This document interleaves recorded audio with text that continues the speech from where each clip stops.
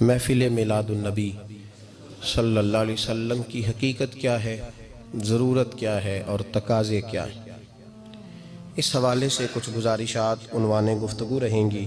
دعا ہے اللہ تبارک و تعالی اپنی ناراضگی والے جملے سے محفوظ فرمائے، اپنی رضا والی بات کرنے کی توفیق عطا فرمائے۔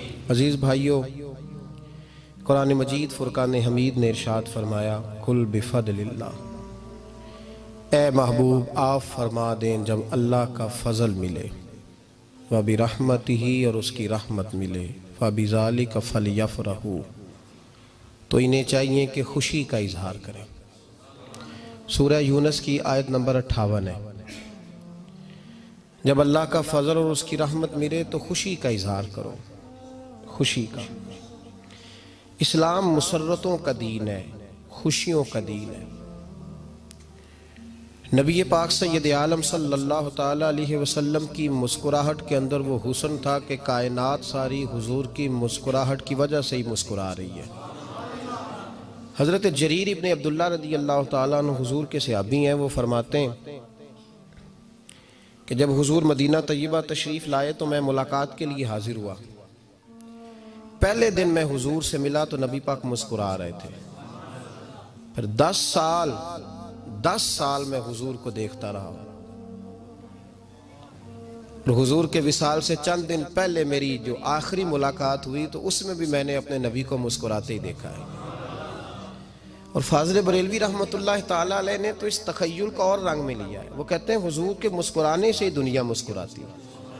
فرماتے ہیں جس کی تسکی سے روتے ہوئے ہنس پڑے۔ جب حضور ہلکا سا مسکراتے تھے تو رونے والوں کے دل بھی ٹھنڈے ہو جایا کرتے، غمزدہ لوگ مسکراتے تھے۔ حضور کی خوشیاں تقسیم کرتی تھی۔ نبی پاک صلی اللہ علیہ وسلم کا مسکرانا امت کے دلوں کو ٹھنڈا کرتا تھا۔ فرمایا جس کی تسکی سے روتے ہوئے ہنس پڑیں، اس تبسم کی عادت پہ لاکھوں سلام۔ اور فرمایا یہ نہیں تھا کہ حضور بڑے تکلف سے مسکراتے تھے، حضور کی تو عادت تھی اس تبسم کی عادت پہ لاکھوں سلام، مسکراتے رہنا، خوشی کا اظہار۔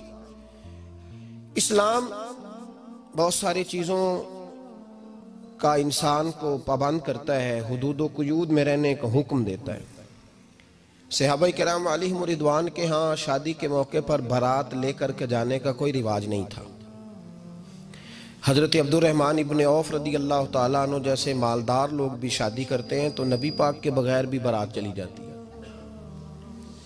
کوئی کانسیپٹ نہیں اس طرح کا کہ ڈھیروں بارات لے کے جائی جائے۔ حضرت عبد الرحمن ابن عوف کہتے ہیں میں حضور کی بارگاہ میں آیا تو سفید کپڑے پر پیلا زرد نشان تھا۔ حضور نے فرمایا کیا ہوا، یہ داغ کاہے کا؟ عرض کی حضور کل میں نے نکاح کیا تھا۔ تو محبوب نے جو ارشاد فرمایا اس میں فرمایا بڑی اچھی بات ہے، ولیمہ ضرور کرنا، چاہے ایک بکری ہی ذبح کرنا۔ بارات نہیں لے کے جائی جاتی تھی، ولیمے کا حکم دیا۔ اور بخاری میں نبی پاک نے یہ بھی فرمایا جب تمہیں کوئی ولیمے کی دعوت دے تو جایا کرو۔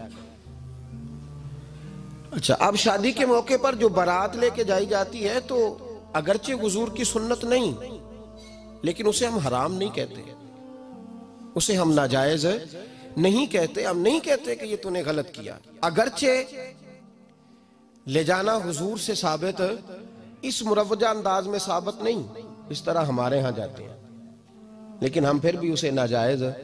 کسی صحابی نے اپنے بچے کی شادی پر اپنے گھر میں لائٹنگ نہیں کرائی، لیکن آپ کو دنیا کا کوئی عالم یہ فتویٰ نہیں دے سکتا کہ لائٹنگ کرانا حرام ہے۔ آپ شادی کے موقع پہ ساری گلی سجا لو، آپ ساری چھتوں پہ لائٹنگ کرا لو، کوئی آدمی یہ آپ کو فتویٰ نہیں دے سکتا کہ شادی کے موقع پر لائٹنگ کرانا جائز نہیں۔ کبھی سنا ہے آپ نے کسی سے؟ بولیے یہ جائز ہے، جائز پیسے ہیں تو ٹھیک، بلکہ میں اس سے آگے بڑھتا ہوں، اس سے تھوڑا اور آگے جاتا ہوں۔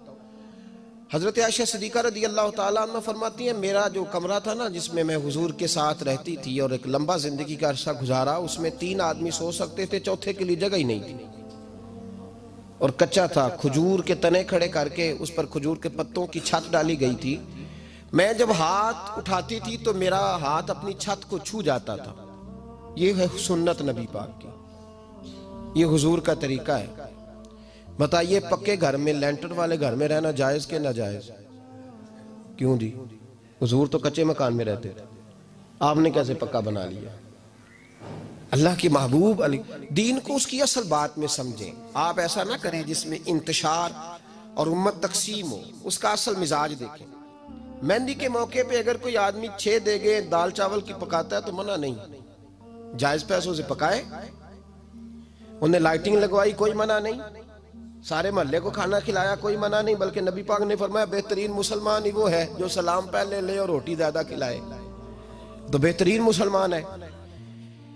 ناجائز کیا ہے؟ ناجائز ہے شادی کے موقع پر بینڈ باجا بجانا، اس میں رقص کرنا، اس میں بھنگڑے ڈالنا، عورتوں مردوں کا اختلاط ہونا، عورتوں کی مووی بنانا، یہ چیزیں ناجائز ہیں۔ تو جو ناجائز ہے اس پہ پابندی لگائی جائے گی، جو جائز ہے اس کے بارے میں یہ کہا جائے گا کہ بھائی احتیاط کی جائے، سنت کی طرف دیکھا جائے تو بہتر یہی ہے۔ لیکن اگر کوئی کسی آدمی کے پاس جائز پیسے ہوں، وہ 100 کنال کے گھر میں رہے، اگرچہ سنت یہ نہیں، پر یہ تو کوئی فتویٰ نہیں نہ دے سکتا کہ حرام ہے تیرا 100 کنال کے گھر میں رہنا، کہ ہے فتویٰ کہیں آپ نے سنا؟ تو ہمارے ہاں تکلیف کا معاملہ یہ ہے۔ دیکھیں میرے بھائی، کسی بھی صحابی نے، بڑے درد کے ساتھ بات کر رہا ہوں اور یہ میرا درد ہے، میں درد سے اپنے دل کو، اپنے ایمان کو حاضر ناظر کہہ کے بات کر رہا ہوں۔ امت بٹ جاتی ہے ہر موقع پہ یار، ہر جگہ ہی تقسیم ہو رہی ہے امت مسلمہ۔ ہر روز کچھ نہ کچھ فتوے ایسے مل جاتے ہیں جس میں دراڑیں پڑتی ہیں۔ کسی صحابی نے کسی مسجد کے اندر اشتہار چھپوا کے اعلان کرا کے درس قرآن کرایا ہے کبھی؟ سیرت النبی کا جلسہ، ختم بخاری، مدرسے کا دستار فضیلت کا جلسہ، آپ نے اشتہار پڑھے ہیں نا یہ سارے مکاتب فکر کے؟ ہوتے ہیں کہ نہیں ہوتے؟ کسی صحابی نے اس طرح، وہ تو روز درس قرآن دیتے تھے، لیکن اس طرح اشتہار چھپوا کے، پوسٹر لگا کے، اور مصر سے کسی صحابی کو اسپیشل بلوا کے یا یمن سے بلوا کے مسجد کے اندر کبھی درس قرآن کے اجتماعات کرائے، سیرت النبی کے جلسے، ختم بخاری کے؟ او بھائی یہ ساری چیزیں حضور کے صحابہ کی سنت سے مروجہ انداز میں ثابت نہیں۔ مجھے بتا میرے بھائی، میں درد کے ساتھ تجھ سے سوال کرتا ہوں کہ سیرت النبی کے جلسے میں تو پشاور سے مولانا بلائے، پنڈی سے بلائے، تو گجرات اور کراچی سے لوگوں کو بلا کر کے اگر سیرت کا جلسہ کرائے، اور تو اس میں ایک آدمی کو کراچی سے بلوایا جا رہا ہے تو تو نے اس کو 20,000 کی ٹکٹ بھی دی، اور اشتہار پہ بھی جلسے پہ خرچ ہوا، پھر لنگر بھی پکا، کھانا بھی تو نے کھلایا، نہ تجھے کوئی بیوہ یاد آئی، نہ تجھے کوئی مسکین یاد آیا، نہ تجھے کوئی غریب یاد آیا؟ حالانکہ کہنا چاہیے تھا نا یہ جو ₹1,00,000 لگ رہا ہے کسی بیوہ کی خدمت کر دینی چاہیے، یتیم کو دے دینا چاہیے۔ درد کے ساتھ بات کر، سوال میرا یہ ہے کہ وہی کام جو سیرت کے جلسے میں ہوتے ہیں، پہلے تلاوت ہوتی ہے، پھر نعت ہوتی ہے، پھر کسی عالم کا بیان ہوتا ہے، وہی کام صرف نام بدل کے کیا جائے، عید میلاد النبی نام رکھا جائے صلی اللہ علیہ وسلم۔ یہ میں آپ کے ذہنوں پہ دستک دے رہا ہوں، تقریر نہیں کر رہا، صرف دستک دے رہا۔ او بھائی دیکھو، ایک آدمی وہی کام نام بدل کے کرے تو جائز ہے، اور اگر اس میں نبی پاک کے میلاد کا نام رکھ لیا جائے یا نعت کا نام رکھ لیا جائے تو پھر مجھے اجازت دے میں تجھ سے سوال کروں کہ صرف تجھے حضور کی تعریف پوری لگتی ہے؟ پھر مجھے اجازت دے کہ میں تجھ سے پوچھوں کہ صرف تجھے نعت اچھی نہیں لگتی؟ پھر مجھے اجازت دے کہ میں تجھ سے پوچھوں کہ تجھے صرف رسول اللہ کے قصیدے اچھے نہیں لگتے؟ دے مجھے اجازت کہ میں تجھ سے سوال کروں کہ جہاں ذکر رسول کی بات آئے وہاں تو پریشان کیوں ہوتا ہے؟ تجھے پتہ ہی نہیں یہ تو وہ ذکر ہے کہ رب فرماتا ہے تم بیان کرو نہ کرو وَرَفَعْنَا لَكَ ذِكْرَكَ، محبوب میں نے خود تیرے چرچے ساری دنیا میں بلند فرما دیے۔ اور نبی پاک نے پوچھا حضرت جبریل سے کہ چل جبریل تو بتا میری امت کو پتہ چلے رب نے میرا ذکر کیسے بلند کیا ہے؟ تو جناب جبریل کہنے لگے محبوبہ رب فرماتا ہے میرے نبی سے کہہ دے جہاں جہاں تیرے رب کا ذکر ہوگا وہاں وہاں تیرا بھی ذکر ہوتا رہے گا۔ یہ تو محتاج ہی نہیں کسی کا۔ اتنی جلدی لوگ بپھرتے ہیں۔ اللہ فرماتا ہے قُلْ بِفَضْلِ اللَّهِ وَبِرَحْمَتِهِ فَبِذَلِكَ فَلْيَفْرَحُوا، محبوب ان سے کہہ دو جب اللہ کا فضل ملے، جب اللہ کی رحمت ملے تو خوشی مناؤ۔ تیرا نہیں مجھے پتا، مجھے تیرا نہیں پتا، لیکن مجھ سے اگر تو پوچھے تو کائنات میں رب کا سب سے بڑا فضل بھی محمد مصطفیٰ ہی ہے، اور سب سے بڑی رحمت بھی محمد مصطفیٰ ہی ہے۔ وہ دو عالم کی رحمت تھے، وہ جہاں چاہتے وہیں رہتے، یہ تو ان کی مہربانی ہے کہ یہ عالم پسند آیا۔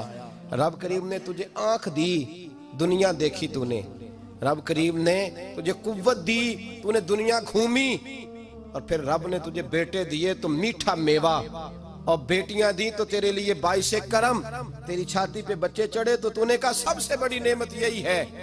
کہ مالک کہتا ہے تو میرا بندہ تھا، میں نے دینا ہی تھا، تو نے دیا، احسان نہیں جتلایا، لیکن جب اپنا نبی دیا تو کہا میں نے بڑا احسان کیا تم پہ۔ لَقَدْ مَنَّ اللَّهُ عَلَى الْمُؤْمِنِينَ إِذْ بَعَثَ فِيهِمْ رَسُولًا، میں نے تم پر احسان کیا ہے۔ کون دیتا ہے کسی کو محبوب اپنا؟ نہ جانے رب نے یہ کیسے گوارا کیا۔ لَقَدْ مَنَّ اللَّهُ عَلَى الْمُؤْمِنِينَ إِذْ بَعَثَ فِيهِمْ رَسُولًا، اتنا بڑا فضل، اتنا بڑا فضل، فضل بھی حضور۔ اور جب بات رحمت کی آئی تو فرمایا مومنوں صرف تمہیں ہی نہیں، عیسائیوں، یہودیوں، سکھوں، دنیا میں جتنی مخلوق ہے، حتیٰ کہ جانور بھی، حتیٰ کہ چونٹیاں، نباتات، جمادات، ہر چیز، یا اللہ تو نے کیا دیا؟ فرمایا وَمَا أَرْسَلْنَاكَ إِلَّا رَحْمَةً لِّلْعَالَمِينَ، میں جس کا رب ہوں ان سب کے لیے میں نے اپنے نبی کو رحمت بنا کے بھیج دیا ہے۔ بیٹے کے آنے پہ تو مٹھائی بانٹتا ہے، میلاد والے دن تو لائٹیں بند کر لیتا ہے، بیٹے کے آنے پر تو حلوائی بٹھاتا ہے، اور نبی پاک کے نام کی لائٹیں لگی ہوں تو پریشان ہوتا ہے۔ ہم سے کبھی پوچھ تجھے بتائیں، بس نہیں چلتا، ورنہ تاڑے توڑ کے چھتوں پہ لگا دیں۔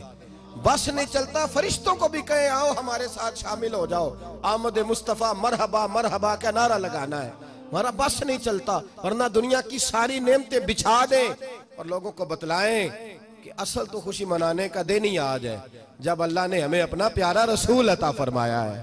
اور ہمارے امام تو کہتا ہے میلاد نہ کر، ہمارے امام نے تو کہا حشر تک ڈالیں گے ہم، حشر تک، یہ 2-4 دن کا تو پروگرام ہی نہیں ہمارا، حشر تک ڈالیں گے ہم پیدائش مولا کی دھوم، اور مثل فارس نجد کے کلے گراتے جائیں گے، خاک ہو جائیں عدو جل کر مگر ہم تو رضا، دم میں جب تک دم ہے ذکر ان کا سناتے جائیں گے۔ ہمارا تو 1-2 دن کا پروگرام ہی نہیں۔ اور پھر سنو کتنی بڑی نعمت ہے۔